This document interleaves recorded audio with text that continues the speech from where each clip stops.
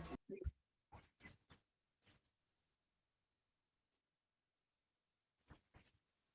morning.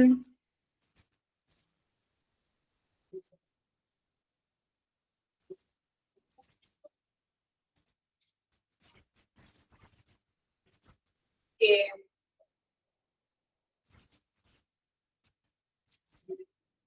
കഴിഞ്ഞ ക്ലാസ്സിൽ എടുത്ത ഭാഗങ്ങൾ വായിച്ചു നോക്കിയായിരുന്നോ?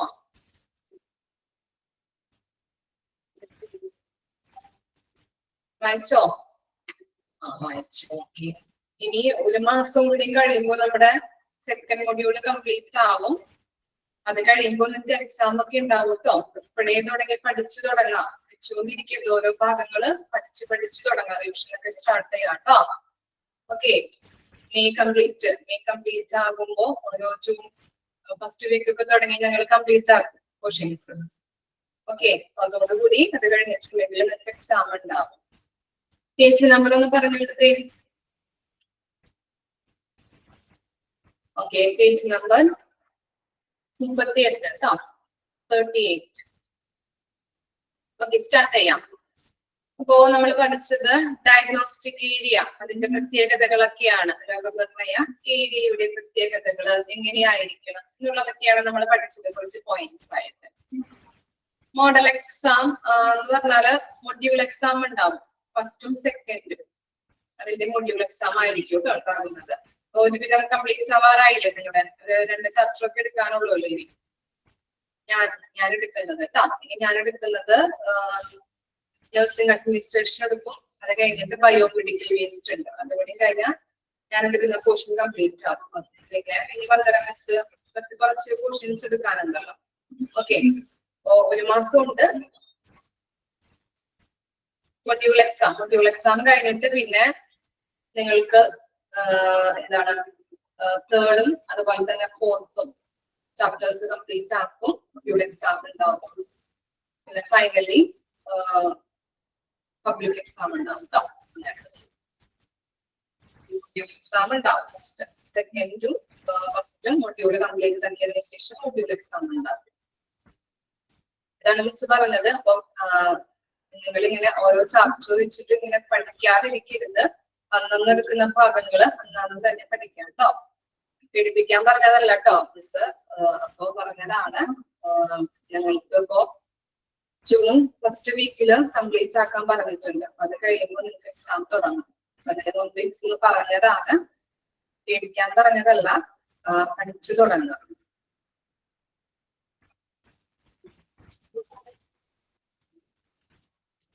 ഇനി നെക്സ്റ്റ് ആണ് അടുത്ത എടുക്കാൻ പോകുന്ന ടോപ്പിക് ആണ് റേഡിയേഷൻ പ്രൊട്ടക്ഷൻ.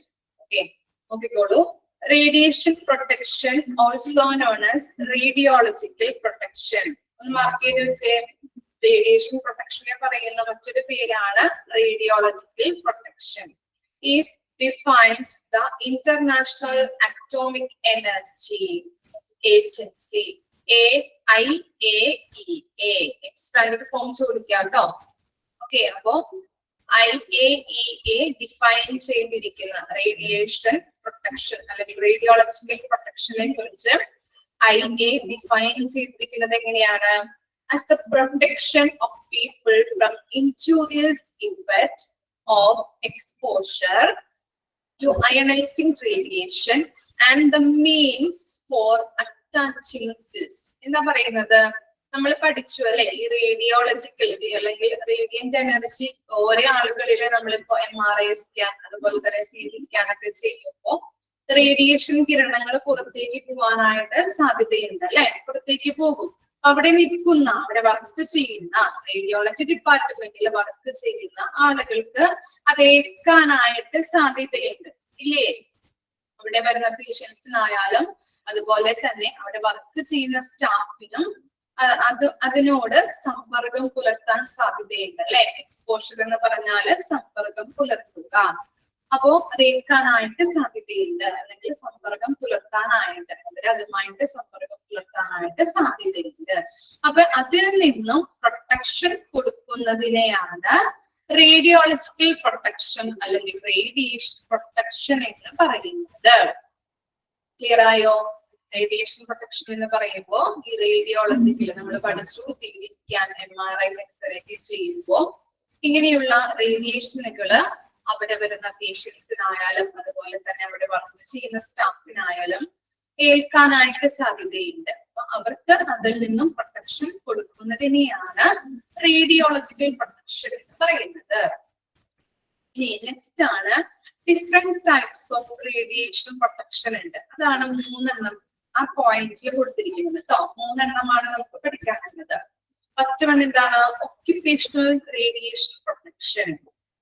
അതുപോലെ നെക്സ്റ്റ് ആണ് medical radiation protection. Third one ആണ് public radiation protection.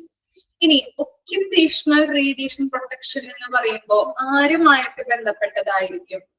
Which is the protection of workers in circumstances where the exposure is directly connected with their work. ആരുമായിട്ട് റിലേറ്റ് ചെയ്യപ്പെട്ടതായിരിക്കും ഈ ഒക്യുപേഷണൽ റേഡിയേഷൻ പ്രൊട്ടക്ഷൻ എന്ന് പറയുന്നത്? ആരുമായിട്ടായിരിക്കാം relate ചെയ്യപ്പെടുന്നത്? വർക്കേഴ്സുമായിട്ട് അല്ലെ, അവിടെയുള്ള സ്റ്റാഫുമായിട്ട് relate ചെയ്യപ്പെട്ടതാണ്. അത് മാത്രം ഒന്ന് മനസ്സിലാക്കി വെക്കാം കേട്ടോ. ഓക്കെ, അവിടെ ഒന്ന് മാർക്ക് ചെയ്ത് വെച്ച് വർക്കേഴ്സ് എന്നുള്ളത് മാർക്ക് ചെയ്ത് വെക്കാം. അപ്പൊ ഒക്യുപേഷണൽ റേഡിയേഷൻ പ്രൊട്ടക്ഷൻ എന്ന് പറയുന്നത് നമുക്കറിയാം അല്ലെ, ജോലി സംബന്ധമായിട്ടുള്ള അവിടെ വർക്ക് ചെയ്യുന്ന റേഡിയോളജി ഡിപ്പാർട്ട്മെന്റിൽ വർക്ക് ചെയ്യുന്ന ആളുകൾക്ക് നേരിട്ട് അവരെ സമ്പർക്കം പുലർത്തുമ്പോൾ അവർക്ക് കൊടുക്കുന്ന പ്രൊട്ടക്ഷനെയാണ് ഒക്യുപേഷണൽ റേഡിയേഷൻ പ്രൊട്ടക്ഷൻ എന്ന് പറയുന്നത്. ഇനി മെഡിക്കൽ റേഡിയേഷൻ പ്രൊട്ടക്ഷൻ ആണ് second one. Okay, which is the protection of patients exposed to radiation as part of their diagnosis or treatment. അത് ആരുമായിട്ട് റിലേറ്റ് ചെയ്യപ്പെട്ടതായിരിക്കാം? മെഡിക്കൽ റേഡിയേഷൻ പ്രൊട്ടക്ഷൻ പേഷ്യൻസുമായിട്ട്. Very good. എന്താണ്? പേഷ്യൻസിനെ ഡയഗ്നോസ്റ്റിക്കൽ രോഗനിർണയമായിട്ട് ബന്ധപ്പെട്ട് അവരവിടെ റേഡിയോളജിക്കൽ ഏരിയയിൽ വരുമ്പോൾ അവർക്ക് റേഡിയേഷൻ എത്താനായിട്ടുള്ള സാധ്യതയുണ്ട് അല്ലെ. അപ്പോ അതുമായിട്ട് പേഷ്യൻസുമായിട്ട് റിലേറ്റ് ചെയ്യപ്പെട്ടതാണ് മെഡിക്കൽ റേഡിയേഷൻ പ്രൊട്ടക്ഷൻ. ഇനി ലാസ്റ്റ് വൺ ആണ് public radiation protection, which is the protection of individual members of the public and of the population in general. അത് ആരുമായിട്ട് റിലേറ്റ് ചെയ്യപ്പെട്ടതായിരിക്കും? ആരുമായിട്ടായിരിക്കും? വന്നു പോകുന്ന മറ്റാളുകൾ അല്ലെ. ഓക്കെ, പബ്ലിക്കുമായിട്ട് റിലേറ്റ് ചെയ്യപ്പെട്ടതാണ്. മനസ്സിലായില്ലേ? അപ്പൊ 3 കാര്യങ്ങളാണ് കൊടുത്തിരിക്കുന്നത്. 3 ടൈപ്സ് ഓഫ് റേഡിയേഷൻ പ്രൊട്ടക്ഷൻ ഉണ്ട്. ഏതൊക്കെയാണ്? ഒക്യുപേഷണൽ റേഡിയേഷൻ പ്രൊട്ടക്ഷൻ, അതുപോലെ തന്നെ medical radiation protection, public radiation protection. മറക്കരുത് കേട്ടോ. ഒക്യുപേഷണൽ റേഡിയേഷൻ പ്രൊട്ടക്ഷൻ എന്ന് പറഞ്ഞാല് ആരുമായിട്ട് റിലേറ്റ് ചെയ്യപ്പെട്ടതാണ്? വർക്കേഴ്സുമായിട്ട്. അതുപോലെ മെഡിക്കൽ റേഡിയേഷൻ പ്രൊട്ടക്ഷൻ ആരുമായിട്ട് റിലേറ്റ് ചെയ്യപ്പെട്ടതാണ്? പേഷ്യൻസുമായിട്ട്. പബ്ലിക് റേഡിയേഷൻ പ്രൊട്ടക്ഷനോ പബ്ലിക്കുമായിട്ട് അല്ലെ, പൊതുജനങ്ങളായിട്ട്, general public. Okay,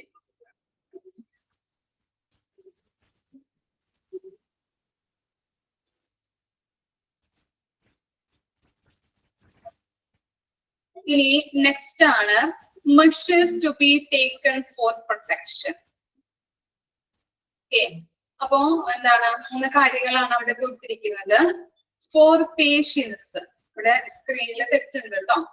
four patients, അതുപോലെ for staff, third one for public. ഇങ്ങനെയാണ് മെഷേഴ്സ്. മെഷേഴ്സ് എന്ന് പറഞ്ഞാൽ എന്താണ്? മുൻകരുതലുകൾ എടുക്കുന്നതല്ലേ, ആണോ? മെഷേഴ്സ് എന്താ?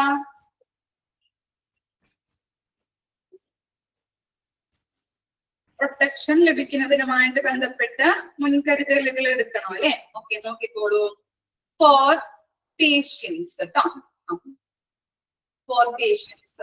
ഫസ്റ്റ് വൺ നോക്കി, optimization of X-ray or CT dose. നമ്മള് റേഡിയേഷൻ അല്ലെങ്കിൽ ഒരു CT സ്കാനോ അല്ലെങ്കിൽ MRI ഒക്കെ ചെയ്യുമ്പോൾ അതിന് നമ്മള് അതിന്റെ എന്താണ് ചിത്രങ്ങൾ അല്ലെങ്കിൽ അതുമായിട്ട് ബന്ധപ്പെട്ട സ്കാനൊക്കെ ചെയ്യുമ്പോൾ ചില ഡോസുകൾ ഉണ്ടാവും ഇല്ലേ. ഡോസുകള് കറക്റ്റ് ആയിട്ട് അതിനകത്ത് കൊടുത്തിട്ടുണ്ടോ, കറക്റ്റ് അളവിലാണോ കൊടുത്തിരിക്കുന്നതെന്ന് എന്ത് ചെയ്യണം, നോക്കേണ്ടത് അത്യാവശ്യമാണ്. പേഷ്യൻസിന് നമ്മള് റേഡിയേഷൻ നമ്മൾ ചെയ്യുമ്പോൾ CT ആവാം, അതുപോലെ MRI ആവാം, അതുപോലെ തന്നെ എക്സ്റേ ഒക്കെ ആവാം അല്ലെ. അപ്പൊ അങ്ങനെ ചെയ്യുമ്പോൾ നമ്മൾ പ്രത്യേകമായിട്ടുള്ള ചില ഡോസുകൾ ഉണ്ടാവും. ഇത്ര ഡോസിൽ നമ്മള് ചെയ്യേണ്ടതുണ്ടാവും. അപ്പൊ അങ്ങനെയുള്ള ആ ഡോസ് കറക്റ്റ് ആയിട്ടാണോ അവിടെ ചെയ്യുന്നത്, എടുത്തിരിക്കുന്നത് എന്നുള്ളത് നമ്മൾ ശ്രദ്ധിക്കേണ്ടത് അത്യാവശ്യമാണ്. ഒപ്റ്റിമൈസേഷൻ എന്ന് പറഞ്ഞാല് ഉത്തമമായ കറക്റ്റ് ആയിട്ടുള്ള അളവില് റേഡിയേഷൻ നമ്മൾ കൊടുക്കുമ്പോൾ കറക്റ്റ് ഡോസിലാണോ ചെയ്യുന്നത് എന്നുള്ളത് നമ്മൾ ശ്രദ്ധിക്കണം. ഓക്കെ, ഇനി എന്താണ്, 1 മിനിറ്റ് കേട്ടോ, 1 മിനിറ്റ്.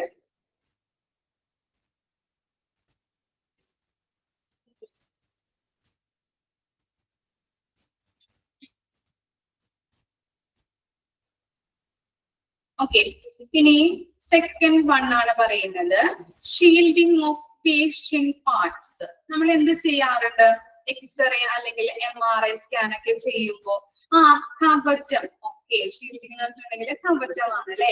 എന്ത് ചെയ്യാറുണ്ട്, എക്സ്റേ ഒക്കെ നമ്മൾ എടുത്തിട്ടുണ്ടാവും അല്ലെ. പല ആളുകളും നമ്മുടെ ക്ലാസ്സിലിരിക്കുന്ന പല ആളുകൾക്കും എക്സ്റേ എടുത്തിട്ടുണ്ടാവും, CT സ്കാൻ ഒക്കെ എടുത്തിട്ടുണ്ടാവും. അപ്പൊ എക്സ്റേ ഒക്കെ എടുക്കുമ്പോൾ നമ്മൾ എന്ത് ചെയ്യാറുണ്ട്, ആ ഭാഗത്ത് മാത്രം ഓപ്പൺ ആക്കിയിട്ട് അവരുടെ ഒരു ഡ്രസ് തരാറില്ലേ നമുക്ക്, ഡ്രസ് അല്ലെ, ഒരു ഗ്രീൻ കളറിലെ ഡ്രസ് ഇടാൻ പറയാറുണ്ടല്ലേ. എന്തിനു വേണ്ടിയിട്ടാണ് അങ്ങനെ ചെയ്യുന്നത് അവര്, ആ ഡ്രസ് നമുക്ക് തരുന്നത് എന്തിനു വേണ്ടിയിട്ടാണ്, ഇപ്പൊ കൈ പൊട്ടലിനോ അല്ലെങ്കിൽ ഫ്രാക്ചർ എക്സ്റേ എടുക്കാൻ പറഞ്ഞിട്ടുണ്ടെങ്കിൽ ആ കൈ മാത്രം നമ്മളൊന്ന് കാണിച്ച് ബാക്കിയുള്ള ഭാഗങ്ങള് പ്രൊട്ടക്ഷന് വേണ്ടിയിട്ടാണ് അങ്ങനെ ചെയ്യുന്നത് അല്ലെ. അപ്പൊ കയ്യില് പൊട്ടലോ അല്ലെങ്കിൽ ചതവൊക്കെ എക്സ്റേ എടുക്കണമെന്ന് ഡോക്ടർ പറഞ്ഞു കഴിഞ്ഞിട്ടുണ്ടെങ്കിൽ നമ്മൾ എക്സ്റേ എടുക്കാൻ പോകുമ്പോൾ ആ ഭാഗം മാത്രം ഒന്ന് എന്താണ് ഓപ്പൺ ആക്കിയിട്ട് മറ്റു ഭാഗങ്ങളൊക്കെ ഇത് ചെയ്യാറുണ്ട്, കവർ ചെയ്യാറുണ്ട് അല്ലെ. ആ ഡ്രസ് കൊണ്ട് കവർ ചെയ്തിട്ടാണ് നമ്മളെ ആ റൂമിൽ കയറ്റുന്നത്. ഓക്കെ, അപ്പൊ നമ്മളെ മറ്റു ഭാഗങ്ങളിലേക്ക് റേഡിയേഷൻ ഏൽക്കാതിരിക്കാൻ വേണ്ടിയിട്ടാണ് അങ്ങനെ കവചം പ്രൊവൈഡ് ചെയ്യുന്നത്. ഇനി നെക്സ്റ്റ് എന്താ പറയുന്നത്, periodic calibration of machines and quality control. ഇപ്പോ നമ്മൾ എന്താണ് ഈ പീരിയോഡിക് ആയിട്ട് നമ്മൾ ചെക്ക് ചെയ്യേണ്ടത് അത്യാവശ്യമാണ് അല്ലെ. എക്സ്റേ മെഷീനുകളൊക്കെ കറക്റ്റ് ആയിട്ടാണോ, അതിന്റെ ക്വാളിറ്റിയോടെ പ്രവർത്തിക്കുന്നുണ്ടോ, അല്ലെങ്കിൽ എന്തെങ്കിലും കംപ്ലൈന്റ് ഉണ്ടോ, മെഷർമെന്റ് ഒക്കെ കറക്റ്റ് ആയിട്ടാണോ ചെയ്തിരിക്കുന്നത്. ഓരോ മെഷർമെന്റുകൾ അളവുകളൊക്കെ നമുക്ക് എടുക്കേണ്ടത് അത്യാവശ്യമാണ്. CT സ്കാൻ ആയാലും MRI ആയാലും എക്സ്റേ ആയാലും ഒക്കെ എന്താണ് മെഷീന്റെ ക്വാളിറ്റി നമ്മൾ നോക്കണം. അതുപോലെ തന്നെ മെഷർമെന്റുകളൊക്കെ കറക്റ്റ് ആയിട്ടാണോ വെച്ചിരിക്കുന്നത് എന്നുള്ളതൊക്കെ നമ്മൾ ശ്രദ്ധിക്കേണ്ടത് അത്യാവശ്യമാണ്. പിന്നെ എന്താണ് പറയുന്നത്, reduce the time spend near the X-ray source. നിങ്ങളിപ്പോ ഒരു എക്സ്റേ എടുക്കാൻ കയറ്റി, എക്സ്റേ എടുത്ത് കഴിഞ്ഞ് അതിനുശേഷം റിപ്പോർട്ടോ അല്ലെങ്കിൽ എന്തെങ്കിലും തരാൻ വേണ്ടിയിട്ട് റിപ്പോർട്ട് റിസൾട്ട് തരാൻ വേണ്ടിയിട്ട് നിങ്ങൾ അവിടെ നിർത്താറുണ്ടോ, അല്ലെങ്കിൽ ഇവിടെ നിന്നോന്ന് പറയാറുണ്ടോ സ്റ്റാഫുകള്? എന്താ ചെയ്യാറ്? ഇല്ല, നമ്മളെ എക്സ്റേ എടുത്തിട്ട് അപ്പൊ തന്നെ നമ്മൾ എന്ത് ചെയ്യുന്നുണ്ട്, ഇറക്കാറുണ്ടല്ലേ, റൂമിന് പുറത്ത് എന്താണ് റിസൾട്ട് കിട്ടാൻ വേണ്ടിയിട്ട് വെയിറ്റ് ചെയ്യാൻ പറയാറുണ്ട്. അപ്പൊ തന്നെ എക്സ്റേ എടുത്തതിന് ശേഷം അപ്പൊ തന്നെ നമ്മൾ ആ റൂമിൽ നിന്ന് പുറത്തേക്ക് ഇറക്കാറുണ്ട്. ഓക്കെ, എന്തിനു വേണ്ടിയിട്ടായിരിക്കും അപ്പൊ തന്നെ നമ്മൾ പുറത്തേക്ക് ഇറക്കുന്നത്? കൂടുതൽ നേരം അവിടെ സ്പെൻഡ് ചെയ്യിപ്പിക്കാതെ.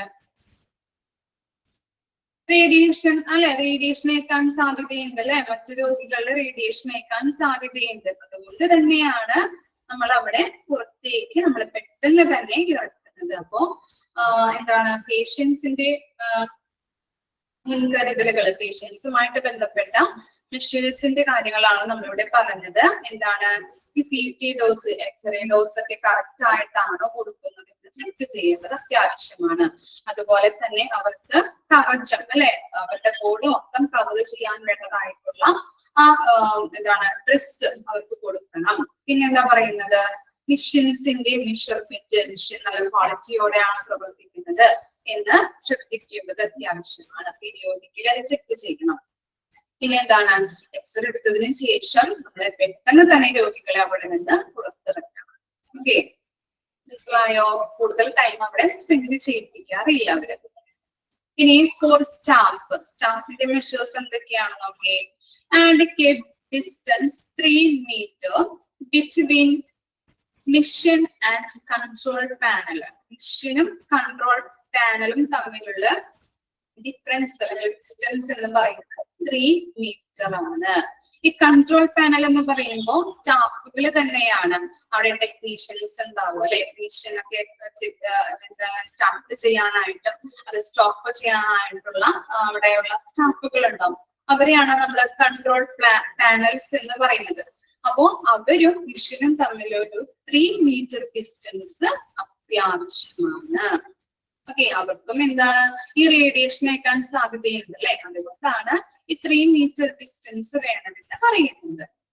ഓക്കെ, ഇനി നെക്സ്റ്റ് എന്താണ്, leave apron, gloves and goggles during the time of positioning the patient. നമ്മളിങ്ങനെ പേഷ്യന്റിനെ ചിലപ്പോ കിടത്താറുണ്ട്, പൊസിഷൻ ചെയ്യാറുണ്ട്, ഇങ്ങനെ കിടക്കാം അല്ലെങ്കിൽ നേരെ കിടക്കാം അല്ലെ, നമ്മള് കിടത്താറുണ്ട് CT സ്കാൻ MRI ഒക്കെ എടുക്കുമ്പോ. അപ്പോ ഇവര് സ്റ്റാഫുകള് ചെയ്യേണ്ടത് എന്താണ്, എപ്രൻ അറിയില്ലേ? എപ്രൻ എന്താ? എപ്രൻ ധരിക്കാറുണ്ടല്ലേ, കുക്കൊക്കെ ചെയ്യുമ്പോ അടുക്കളയിലൊക്കെ ധരിക്കുന്നത് കണ്ടിട്ടില്ലേ, എപ്രൻ. ഓക്കെ, അതുപോലെ തന്നെ ഗ്ലൗസ്, കൈകളിലൊക്കെ ഗ്ലൗസ് ഇടണം. ഗോഗിൾസ് എന്ന് പറഞ്ഞാൽ എന്താണ്, കണ്ണട. ഓക്കെ, കണ്ണടകൾ വെക്കണം. ഇത്തരം കാര്യങ്ങള് അവര് സ്റ്റാഫുകള് ചെയ്തിരിക്കണം. ഓക്കെ, സ്റ്റാഫിന്റെ പ്രൊട്ടക്ഷനുമായിട്ട് ബന്ധപ്പെട്ട കാര്യങ്ങളാണ് നമ്മൾ പറഞ്ഞുകൊണ്ടിരിക്കുന്നത്. മനസ്സിലായോ? 2 പോയിന്റ്സും ക്ലിയർ ആണോ നിങ്ങൾക്ക്? ഓക്കെ, ഇനി നെക്സ്റ്റ് ആണ് usage of personal displaying device, TLD. Important ആണ്, thermoluminescent dosimeter. Expanded form ചോദിക്കാട്ടോ, TLD, thermoluminescent dosimeter. Spelling correct ആയിട്ട് പഠിച്ചു വെക്കണം.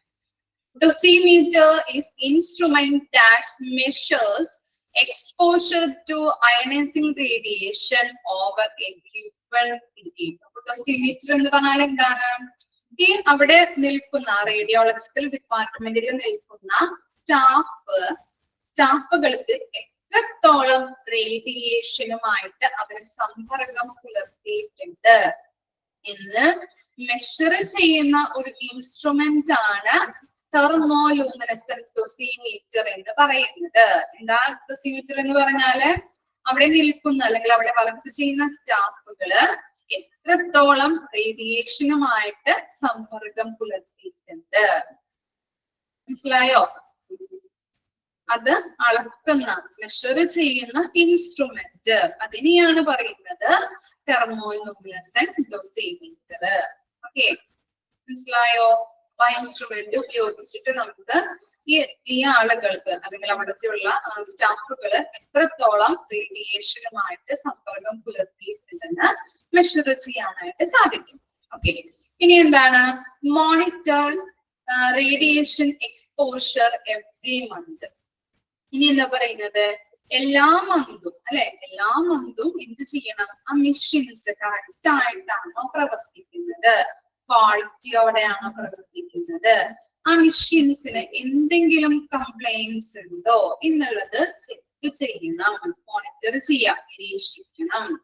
ഓക്കെ, എന്തെങ്കിലും കംപ്ലൈന്റ്സ് ഉണ്ടെങ്കിൽ നമുക്ക് ആ റിസൾട്ട് കിട്ടുമ്പോ അതിന് പാകപ്പിഴകൾ ഉണ്ടാവും അല്ലെ. അതുകൊണ്ടാണ് പറയുന്നത് കറക്റ്റ് ആയിട്ട് മോണിറ്റർ ചെയ്യേണ്ടത് അത്യാവശ്യമാണ്. എന്തെങ്കിലും കംപ്ലൈന്റ്സ് ഉണ്ടോ, ക്വാളിറ്റിയോടെയാണോ പ്രവർത്തിക്കുന്നത് എന്നുള്ളത് സ്റ്റാഫ് മോണിറ്റർ ചെയ്യാം. ഓക്കെ, ഇത്തരം കാര്യങ്ങളാണ് സ്റ്റാഫിന്റെ പ്രൊട്ടക്ഷനുമായിട്ട് ബന്ധപ്പെട്ട് ഇരിക്കുന്നത് കേട്ടോ. മനസ്സിലായോ? എന്താ പറഞ്ഞത്, മെഷീനും കൺട്രോൾ പാനലും തമ്മിൽ 3 meter ഡിസ്റ്റൻസ് ഉണ്ടാവണം. അതുപോലെ തന്നെ ഈ എന്താണ് പേഷ്യൻസിനെ പൊസിഷനിങ് ചെയ്യുമ്പോൾ സ്റ്റാഫുകൾ എന്തൊക്കെ ധരിക്കണം, ഗ്ലൗസ്, ഏപ്രൺ, ഗോഗിൾസ്, കണ്ണടകളും ധരിച്ചിരിക്കണം. പിന്നെ അതുപോലെ തന്നെ ഈ ഡോസിമീറ്ററിന്റെ കാര്യം പറയുന്നുണ്ട്. ഡോസിമീറ്റർ എന്ന് പറഞ്ഞു കഴിഞ്ഞിട്ടുണ്ടെങ്കിൽ എന്താ പറഞ്ഞത്, അവിടെ വർക്ക് ചെയ്യുന്ന സ്റ്റാഫുകള് എത്രത്തോളം റേഡിയേഷനുമായിട്ട് സമ്പർക്കം പുലർത്തിയിട്ടുണ്ട് എന്ന് മെഷർ ചെയ്യുന്ന ഇൻസ്ട്രുമെന്റ് ആണ് ഡോസിമീറ്റർ എന്ന് പറയുന്നത്. ഓക്കെ, TLD എക്സ്പാൻഡഡ് ഫോം ചോദിക്കാം കേട്ടോ, നിർബന്ധമായിട്ടും പഠിച്ചിരിക്കുന്നത് അത്യാവശ്യമാണ്. അതുപോലെ തന്നെ ലാസ്റ്റ് വൺ പറയുന്നത് മോണിറ്റർ ചെയ്യുക അല്ലെ, എല്ലാ മന്തും ഇത് ചെയ്യണം. ആ മെഷീൻസിന് എന്തെങ്കിലും കംപ്ലൈന്റ് ഉണ്ടോ, നല്ല രീതിയിലാണോ അത് പ്രവർത്തിക്കുന്നത് എന്ന് നിരീക്ഷിക്കാം.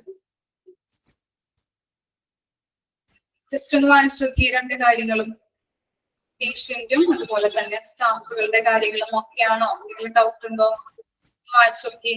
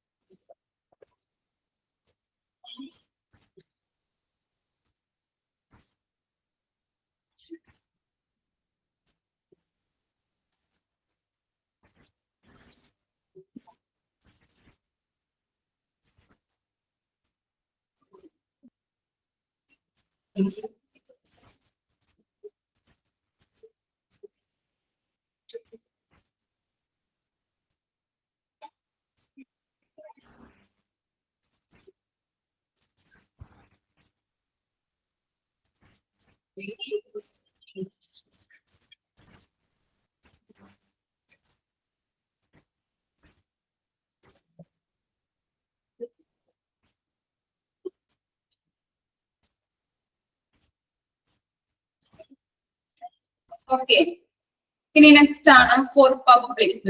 പബ്ലിക്കിന്റെ മെഷേഴ്സ് ആണ് റേഡിയേഷനുമായിട്ട് ബന്ധപ്പെട്ട് പബ്ലിക്കിന്റെ മെഷേഴ്സുകൾ എന്തിനൊക്കെയാണ്, ഇതൊക്കെയായിട്ട് ബന്ധപ്പെട്ടിരിക്കുന്നു എന്നുള്ളതാണ് നോക്കുന്നത് കേട്ടോ.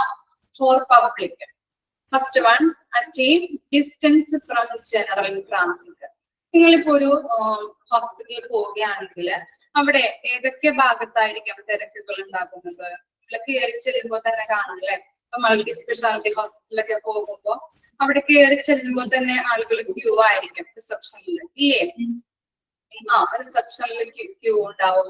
അതുപോലെ തന്നെ ലാബ് ഏരിയാസിൽ, ലാബിലൊക്കെ എന്തായിരിക്കാം കുറെ ആളുകള് റിപ്പോർട്ടിന് വേണ്ടിയിട്ടും അതുപോലെ തന്നെ ടെസ്റ്റിങ്ങിന് വേണ്ടിയിട്ടും ഫാർമസിയിൽ ഉണ്ടാവും, ലാബില്. അപ്പൊ അങ്ങനെയുള്ള കാര്യങ്ങളിലൊക്കെ ഭയങ്കര തിരക്കായിരിക്കും അല്ലെ, സ്കാനിങ് എടുക്കാനായിട്ടൊക്കെ. അപ്പോ ഇങ്ങനെയുള്ള ഇപ്പൊ റിസപ്ഷന് അതുപോലെ തന്നെ നിങ്ങൾ പറഞ്ഞു ഫാർമസി, ലാബ്, അപ്പൊ അങ്ങനെയുള്ള ഏരിയാസിൽ നിന്നും കുറച്ച് അകലം മാറിയിട്ടായിരിക്കണം ഈ റേഡിയോളജി ഡിപ്പാർട്ട്മെന്റ് ഉണ്ടായിരിക്കേണ്ടത്.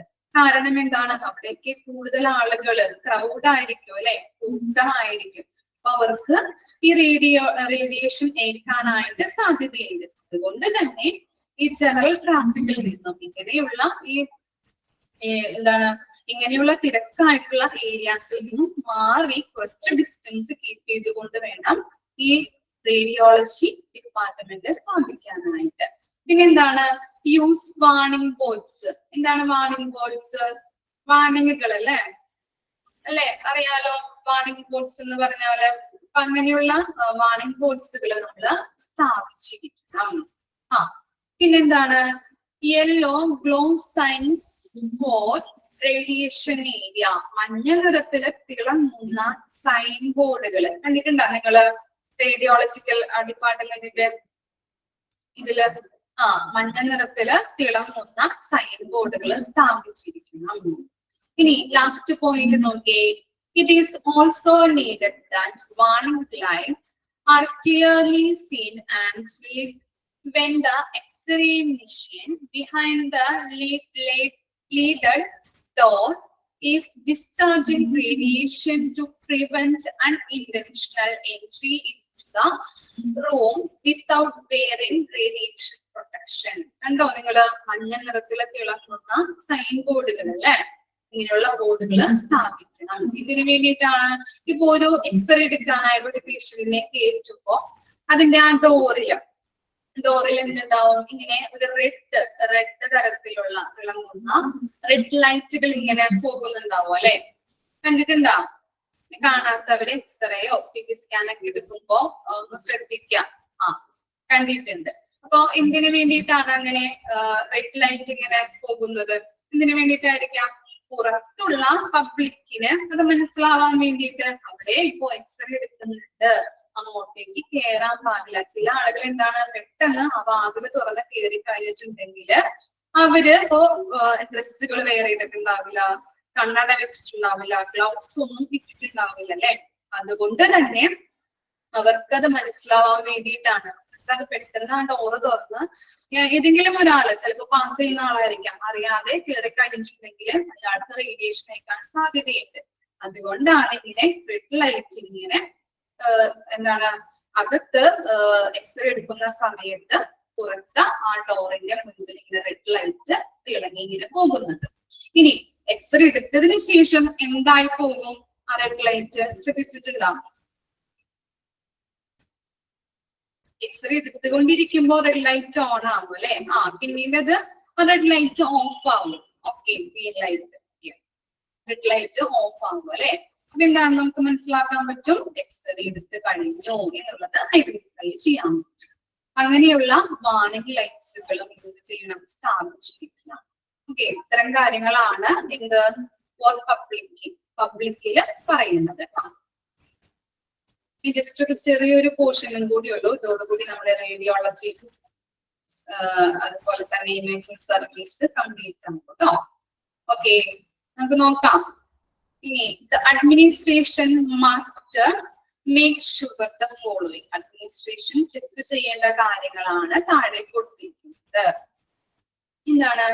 enlarging and consenting on radiology department policies and course of action for the radiology department. നമുക്കറിയാം അല്ലെ, ഈ അഡ്മിനിസ്ട്രേഷൻ ഏരിയ എന്ന് പറഞ്ഞാല് ഹോസ്പിറ്റലിലെ പല പല ഡിപ്പാർട്ട്മെന്റിനും ഏതൊക്കെയാണ് പോളിസിയിലൂടെ അവർ പോകണം, ഏതൊക്കെ ഗൈഡ് ലൈൻസ് അവർ പാലിക്കണം, ഏതൊക്കെ പ്രൊസീജിയറിലൂടെ അവർ പോകണം എന്ന് പറയുന്നത് ആരാണ്? ഈ അഡ്മിനിസ്ട്രേഷൻ ഏരിയ ആണ്. അപ്പോ ഈ റേഡിയോളജിക്കൽ ഡിപ്പാർട്ട്മെന്റിനും ഇവരെന്ത് ചെയ്തിട്ടുണ്ട്? പോളിസീസും പ്രൊസീജിയറും എന്ത് ചെയ്തിട്ടുണ്ട്? റിട്ടേൺ ചെയ്തിട്ടുണ്ട് അല്ലെ. അതിലൂടെയാണോ അവര് പോകുന്നത് എന്നുള്ളത് അവര് അഡ്മിനിസ്ട്രേഷൻ ഏരിയ ഉറപ്പുവരുത്തണം. ഇനി ചെറിയ ചെറിയ പോയിന്റ്സ് നോക്കിയേ. ഫസ്റ്റ് വൺ ആണ് appointment system for one patient should be so planned and inpatient need not have wait excessively. അപ്പൊ എന്താ പറയുന്നത്? ഈ one patient എന്ന് പറഞ്ഞാൽ ആരെയാണ് ഉദ്ദേശിക്കുന്നത്? one patient എന്ന് പറഞ്ഞാല് ആരെയായിരിക്കും? കിടക്കുന്ന രോഗികള്, അല്ലെങ്കിൽ അവിടെ ഇൻപേഷ്യൻസ് എന്ന് പറയാല്ലേ നമുക്ക്. ഓക്കെ, ഇതാണ് അഡ്മിറ്റ് ആയിട്ടുള്ള രോഗികളെയാണ് വാർഡ് പേഷ്യൻസ് എന്ന് പറയുന്നത്. അപ്പൊ ഈ വാർഡ് പേഷ്യന്റ് വരുമ്പോ അവരെ കൂടുതൽ നേരം വെയിറ്റ് ചെയ്യിപ്പിക്കാതെ അവരെ എന്താണ് പെട്ടെന്ന് സ്കാന് അല്ലെങ്കിൽ എക്സ്റേ എന്താണോ എടുക്കേണ്ടത് അതൊക്കെ എടുത്ത് വേഗം അവരെ വിട്ടടയ്ക്കണം. മനസ്സിലായോ? ആ ഇൻപേഷ്യന്റ് കിടപ്പ് രോഗികളെ കൂടുതൽ നേരം വെയിറ്റ് ചെയ്യിപ്പിക്കാനായിട്ട് പാടില്ല. ഓക്കെ, ഇനി സെക്കൻഡ് പോയിന്റ് എന്താണ്? Department times are followed according to the hospital policy. ഇത് മനസ്സിലായില്ലേ വായിച്ചപ്പോ? എന്താ പറഞ്ഞത്? Department times are followed according to the hospital policy. ഇവർക്ക് ഈ റേഡിയോളജി ഡിപ്പാർട്ട്മെന്റിന് തോന്നുമ്പോൾ ഓപ്പൺ ആക്കാനും തോന്നുമ്പോൾ ക്ലോസ് ചെയ്യാനും പറ്റുമോ? ഇല്ല. ഹോസ്പിറ്റൽ പോളിസി ഉണ്ടല്ലേ, അതിൻ്റെതായിട്ടുള്ള നിയമങ്ങൾ അനുസരിച്ച് വേണം ആ ഡിപ്പാർട്ട്മെന്റ് ടൈമിങ് കീപ്പ് ചെയ്ത് കൊണ്ടുപോകാനായിട്ട്. ഹോസ്പിറ്റൽ പോളിസിയിൽ പറഞ്ഞിരിക്കുന്ന അതുപോലെ വേണം ഇവരും ഈ ഡിപ്പാർട്ട്മെന്റ് ഫോളോ ചെയ്ത് കൊണ്ടുപോകാൻ. ഓക്കെ, ഇനി എന്താണ്? Non essential waiting time should be averted. എന്താണ്? ആവശ്യമില്ലാതെ ആളുകളെ വെയിറ്റ് ചെയ്യിപ്പിക്കാനായിട്ട് പാടില്ല. ഓക്കെ, അതെന്ത് ചെയ്യണം? അവോയ്ഡ് ചെയ്യണം, ഒഴിവാക്കണം. അതാണ് അവേർട്ടഡ് എന്ന് പറഞ്ഞാൽ കേട്ടോ, ഒഴിവാക്കുക. ഇനി നെക്സ്റ്റ് എന്താണ്? Preventive maintenance of machines and equipments. എന്തെങ്കിലും മെഷീന്, സ്കാനിങ് എടുക്കുന്ന മെഷീനോ എക്യുപ്മെന്റ്സിനോ എന്തെങ്കിലും മെയിൻ്റനൻസ് വർക്ക് ഉണ്ടെങ്കിൽ അത് അപ്പപ്പോ തന്നെ പരിഹരിക്കണം. ഓക്കെ, മനസ്സിലായോ? അല്ലെങ്കിൽ എന്താണ് ബുദ്ധിമുട്ട് വരുമോ അല്ലെ? സ്റ്റാഫിനായാലും അതുപോലെ തന്നെ പേഷ്യൻസിനായാലും ബുദ്ധിമുട്ടുണ്ടാവാം സ്കാനിങ്ങിനൊക്കെ വരുമ്പോൾ.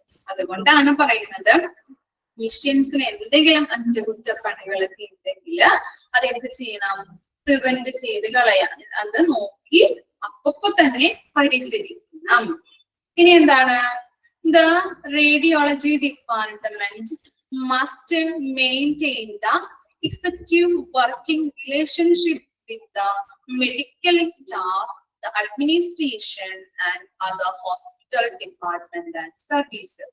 ഇനി എന്ത് ചെയ്യണം, ഈ റേഡിയോളജി ഡിപ്പാർട്ട്മെന്റ് മെഡിക്കൽ സ്റ്റാഫുകളുമായിട്ടും അതുപോലെ അഡ്മിനിസ്ട്രേഷൻ ഏരിയ ആയിട്ടും അതർ ഹോസ്പിറ്റൽ ഡിപ്പാർട്ട്മെന്റ് ആയിട്ടും എന്ത് കീപ്പ് ചെയ്യണം, ഒരു വർക്കിംഗ് റിലേഷൻഷിപ്പ് മെയിൻറ്റെയിൻ ചെയ്ത് കൊണ്ടുപോകണം അല്ലെ. എഫക്റ്റീവ് ആയിട്ടുള്ള കോർഡിനേറ്റ് ചെയ്ത് പ്രവർത്തിക്കണം അല്ലെ എല്ലാ ഡിപ്പാർട്ട്മെന്റ് ആയിട്ടും. Okay, effective working relationship maintain ചെയ്ത് കൊണ്ടുപോകണം.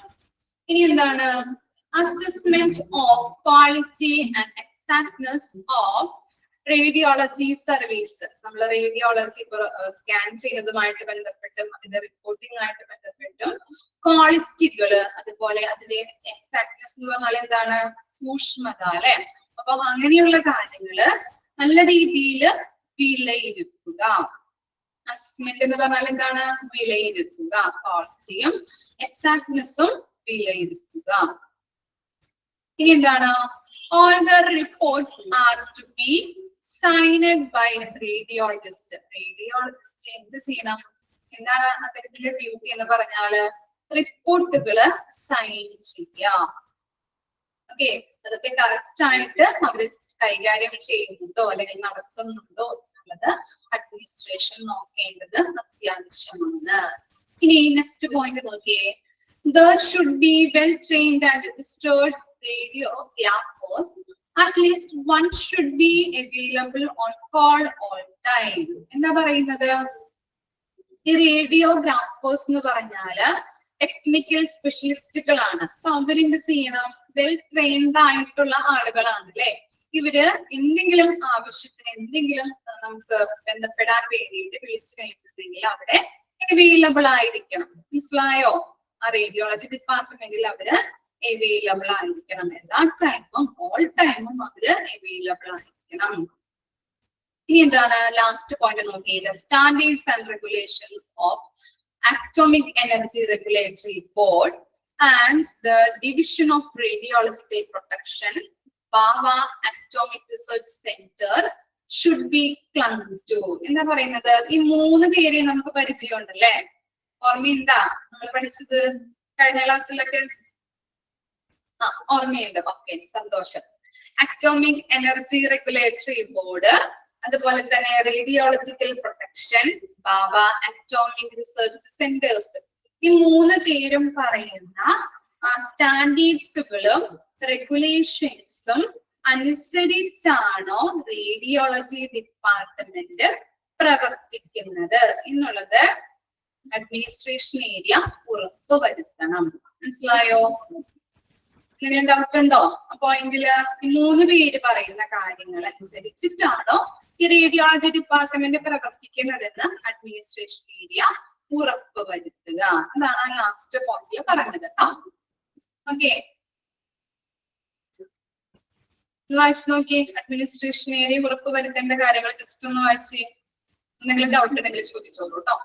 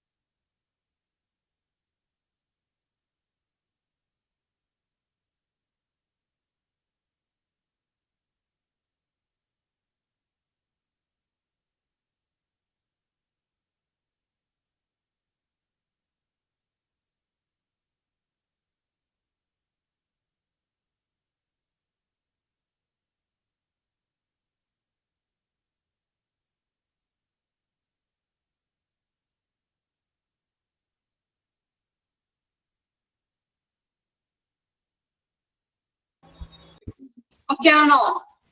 ഡൗട്ട് ഒന്നുമില്ല? ഓക്കെ, അപ്പൊ ഇതോടുകൂടി നമ്മുടെ റേഡിയോളജി ചാപ്റ്റർ കംപ്ലീറ്റ് ആയി. ഓക്കെ, ഇനി നമ്മൾ എടുക്കാൻ പോകുന്നത് നഴ്സിംഗ് അഡ്മിനിസ്ട്രേഷൻ കേട്ടോ. Nursing administration.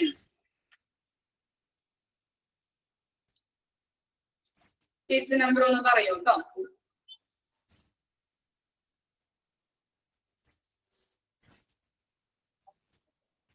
Page number 11. Okay,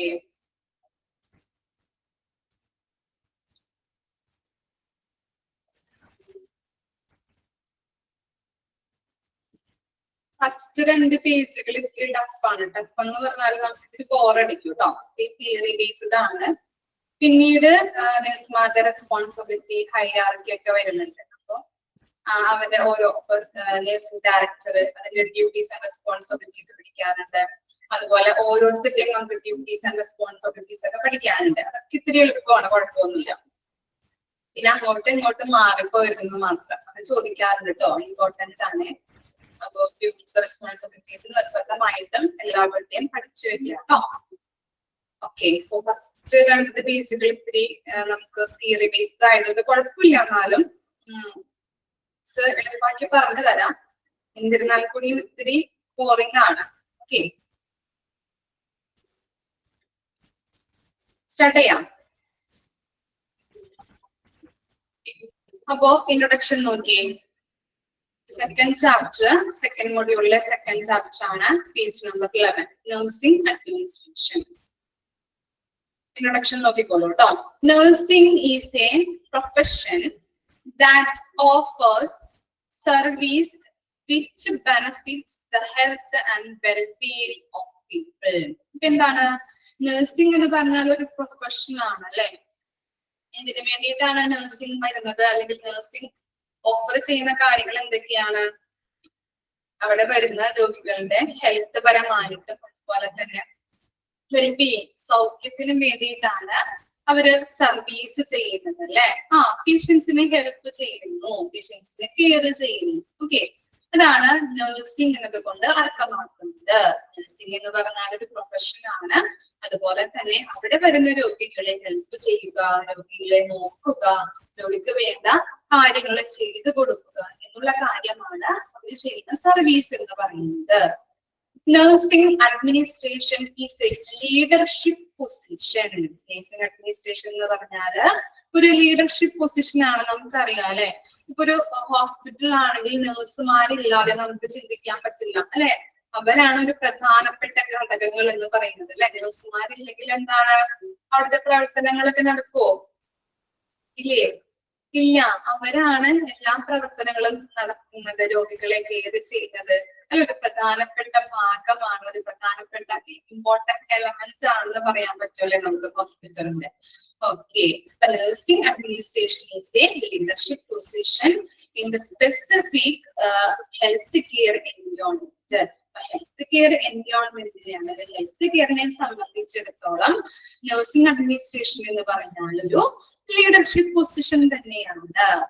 The definition of administration refers to the collection of people who are in charge of making and applying laws and norms, or those in leadership position who come for important tasks such as. പറയുന്നത് നോക്കിയേ, ഇവിടെ ഒരു എന്താണ് അഡ്മിനിസ്ട്രേഷന്റെ definition ആണ് കൊടുത്തിരിക്കുന്നത്. നമുക്കറിയാം administration area എന്ന് പറഞ്ഞാല് എന്താ ചെയ്യുന്നത്? അവിടെ എന്താണ് ഡ്യൂട്ടി എന്ന് പറഞ്ഞാൽ എന്താണ്? അഡ്മിനിസ്ട്രേഷൻ ഏരിയയുടെ ഡ്യൂട്ടി അല്ലെങ്കിൽ എന്താ അവർ ചെയ്യുന്നത്? അവിടെ ഓരോ കാര്യങ്ങളും ഓരോ ഡിപ്പാർട്ട്മെന്റിനും ലോസും റെഗുലേഷൻസ്, നോംസ്, പോളിസീസ്, പ്രൊസീജിയർ അല്ലെ. ഓരോ കാര്യങ്ങളും ഓരോ ഡിപ്പാർട്ട്മെന്റ് ഏതൊക്കെ പോളിസിയിലൂടെ പോകണം എന്നുള്ളത് ആരാ ചെയ്തു തരുന്നത്? ആരാ റിട്ടേൺ ഫോമിൽ എഴുതി തരുന്നത്? അഡ്മിനിസ്ട്രേഷൻ ഏരിയ ആണ് അല്ലെ. ഓക്കെ, അതുപോലെ തന്നെ അവരൊരു ഇമ്പോർട്ടന്റ് ടാസ്കുകളും ചെയ്തു തരുന്നുണ്ട് നമുക്ക്. എന്താണ്? സ്റ്റാഫിങ്ങും സ്റ്റാഫിംഗ് പ്രോസസ്സും. ഈ സ്റ്റാഫിംഗ് എന്താണെന്ന് നോക്കിയേ. means the continuous process of searching, choosing, analyzing, and creating working relationship with present or future employees. അപ്പൊ ഒന്ന് മാർക്ക് ചെയ്ത് വെച്ച് സ്റ്റാഫിംഗ് എന്ന് പറഞ്ഞാൽ എന്താണ് ചോദിക്കാവുന്നതാണ് കേട്ടോ.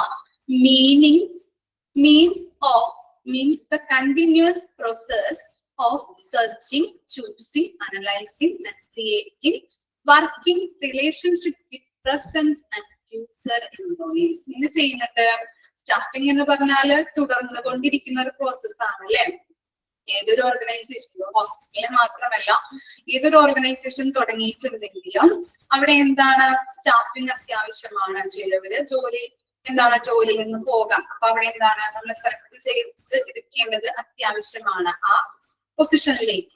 എന്താണ് സ്റ്റാഫിംഗ് എന്ന് പറയുന്നത്? ഒരു കണ്ടിന്യൂസ് പ്രോസസ് ആണ്. ഇനി എങ്ങനെയെല്ലാമാണ് നമ്മൾ സ്റ്റാഫിങ്ങിനെ സെലക്ട് ചെയ്യുന്നത്? ആദ്യം നമ്മൾ സെർച്ച് ചെയ്യും അല്ലെ. നമ്മുടെ ജോബ് ഇതാണ് നമ്മുടെ ഓർഗനൈസേഷനിലേക്ക് വേണ്ട ക്വാളിറ്റിയുള്ള ആളുകളെ നമ്മൾ എങ്ങനെ സെർച്ച് ചെയ്യാറുണ്ട്? ഇങ്ങനെയെല്ലാം സെർച്ച് ചെയ്യാൻ പറ്റും നമുക്ക്. വേക്കൻസി ഉണ്ട് എന്നെങ്ങനെ പറയും നമ്മള്? പലതരത്തിലുള്ള ആഡുകൾ കൊടുക്കാറുണ്ട് അല്ലെ. പത്രത്തിലൂടെ കൊടുക്കും, അതുപോലെ തന്നെ പല സോഷ്യൽ മീഡിയാസ് വഴി നമ്മൾ കൊടുക്കാറുണ്ട്. അപ്പോ അതിൽ നിന്നെല്ലാം സെർച്ച് ചെയ്യുന്നു. എന്നിട്ട് നമ്മള് അതിൽ ബയോഡാറ്റകള് അയച്ചു തരുമ്പോൾ നമ്മൾ അതിൽ നിന്ന് നമുക്ക് വേണ്ടതായിട്ടുള്ള, നമ്മുടെ പൊസിഷനിലേക്ക് വേണ്ടതായിട്ടുള്ള ആളുകളെ, അവരുടെ ബയോഡാറ്റകൾ നമ്മൾ ചൂസ് ചെയ്ത് നമ്മളൊന്ന് അനലൈസ് ചെയ്തുള്ള ഇന്റർവ്യൂ ഒക്കെ നടത്തി അവരെ നമ്മൾ എന്ത് ചെയ്യുന്നുണ്ട്?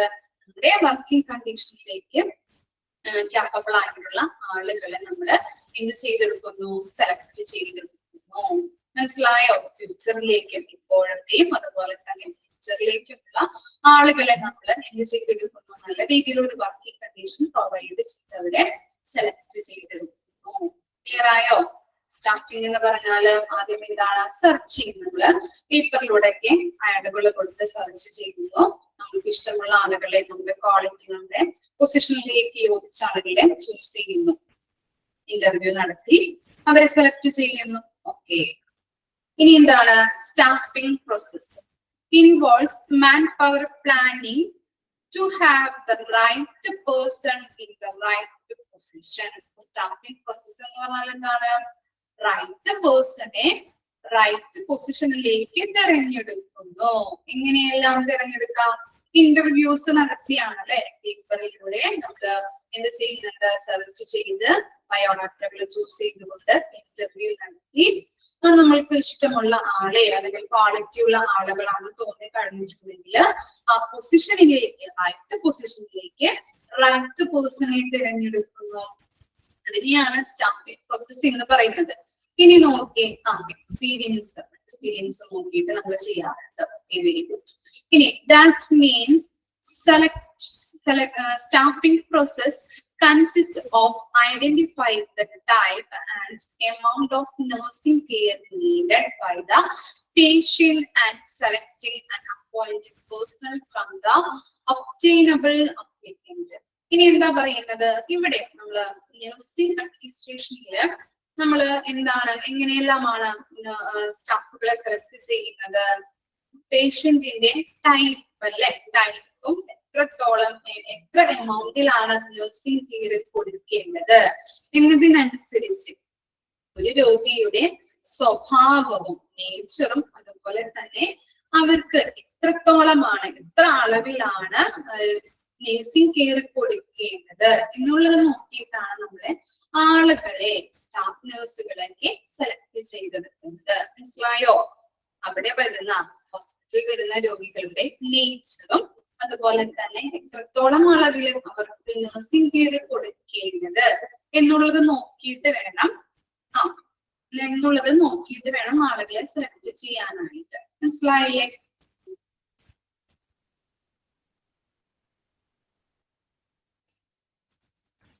ഇനി നെക്സ്റ്റ് ആണ്, staffing is the logical operation that consist of many independent actions. Just ഒന്ന് നോക്കിയാൽ മതി കേട്ടോ. ക്വസ്റ്റ്യൻസ് ഒന്നും കണ്ടിട്ടില്ല ഈ പോയിന്റ്. നോക്കാം നമുക്ക്. ഫസ്റ്റ് വൺ എന്താണ്? recognizing the type and amount of nursing care required by the patient. പിന്നെ പറയുന്നത് റെക്കഗ്നൈസ് എന്ന് പറഞ്ഞാൽ എന്തായിരിക്കും? റെക്കഗ്നൈസ് എന്ന് പറഞ്ഞാൽ എന്താണ്?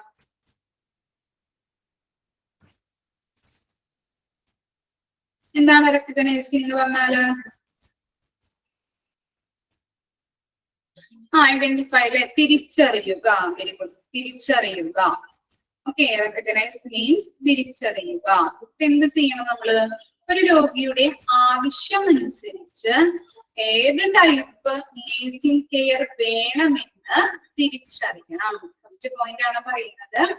ഒരു രോഗിയുടെ നീഡ് അനുസരിച്ച്, ആവശ്യമനുസരിച്ച് ഏത് ടൈപ്പ്, എത്ര എമൗണ്ട് നേഴ്സിംഗ് കെയർ വേണമെന്ന് തിരിച്ചറിയുക. ഈ സെക്കൻഡ് പോയിന്റ് എന്താണ്?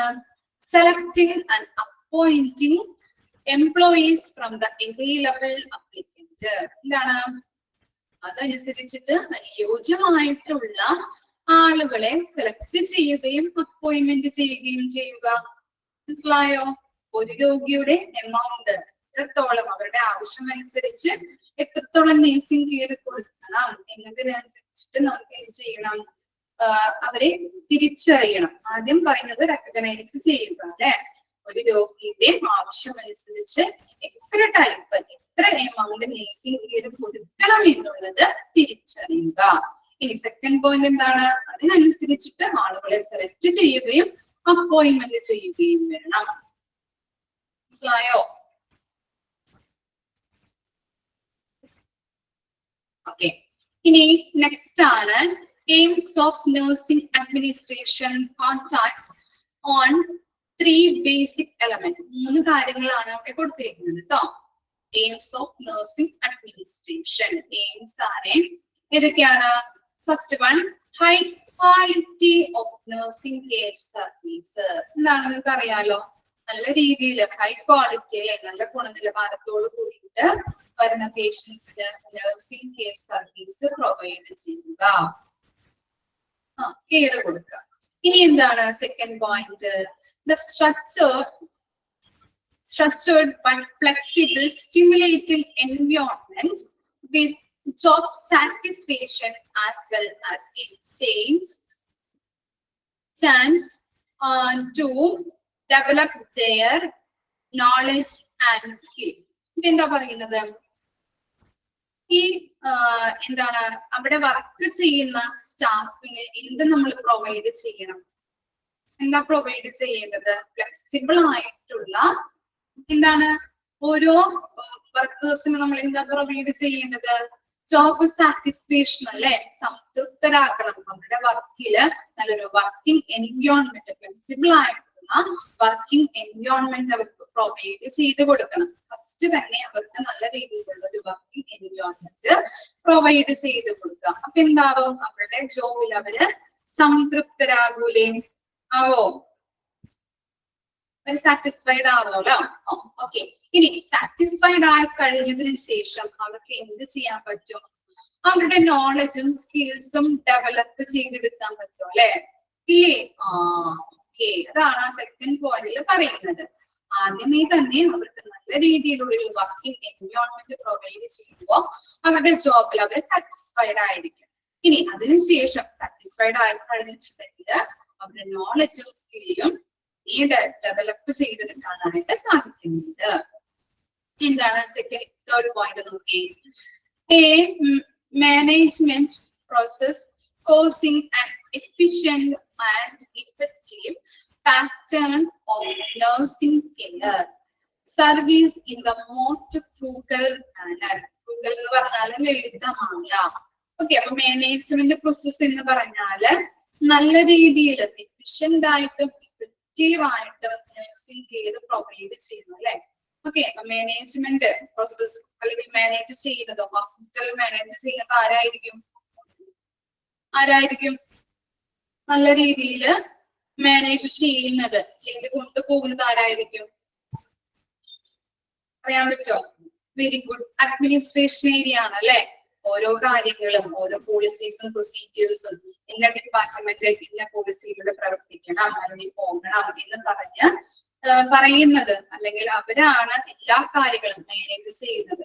അത് നല്ല രീതിയിലാണെങ്കിൽ നമുക്ക് എന്ത് കൊടുക്കാൻ പറ്റും? അവിടെ എഫിഷ്യന്റ് ആയിട്ടും എഫക്റ്റീവുമായിട്ടുള്ള നഴ്സിംഗ് കെയർ രോഗികൾക്ക് കൊടുക്കാൻ പറ്റും. ഇപ്പൊ ചീത്ത അല്ലെങ്കിൽ എന്താണ് നല്ല രീതിയിലല്ല അവിടുത്തെ മാനേജ്മെന്റ് പ്രോസസ്സ് പോകുന്നതെങ്കിൽ നല്ല രീതിയിൽ നമുക്ക് നഴ്സിംഗ് കെയർ കൊടുക്കാൻ പറ്റുമോ, അല്ലെങ്കിൽ അവിടുത്തെ പ്രവർത്തനങ്ങൾ നല്ല രീതിയിൽ നമുക്ക് നടത്താൻ പറ്റുമോ? ഇല്ല അല്ലെ? ഒക്കെയാണോ? ഇല്ല.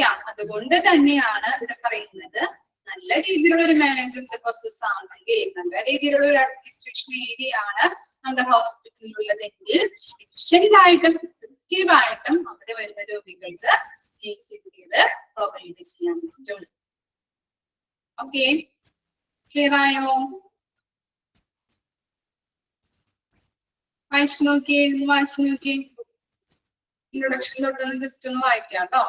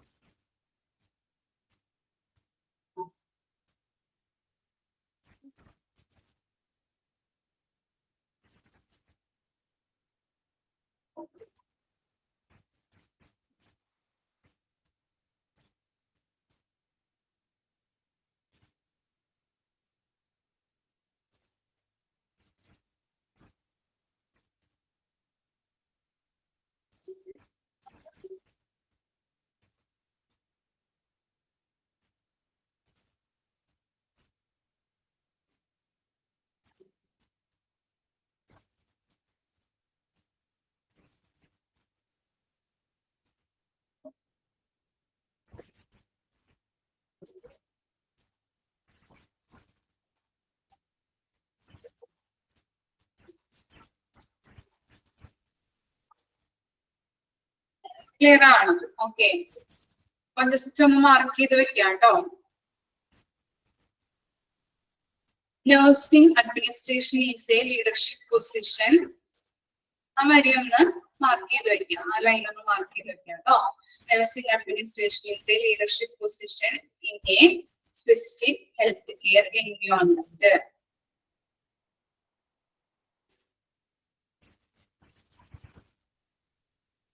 അതുപോലെ തന്നെ സ്റ്റാഫിംഗ് എന്താണെന്നുള്ളത് കേട്ടോ മിസ് വായിച്ചു പറഞ്ഞിട്ടുണ്ടായിരുന്നു. മാർക്ക് ചെയ്ത് വെക്കാം, ചോദിച്ചത് കണ്ടിട്ടുണ്ട് മിസ്. സ്റ്റാഫിംഗ് എന്താണെന്നുള്ളത് മാർക്ക് ചെയ്ത് വെക്കാം. അതുപോലെ തന്നെ staffing process involves manpower planning to have the right person in the right position.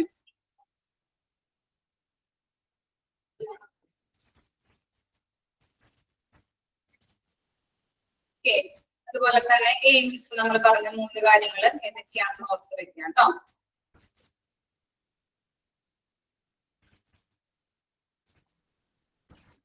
Clear ആയോ? എത്ര വരെ എടുത്തത്? എത്ര വരെ മിസ് എടുക്കുന്നുള്ളൂ?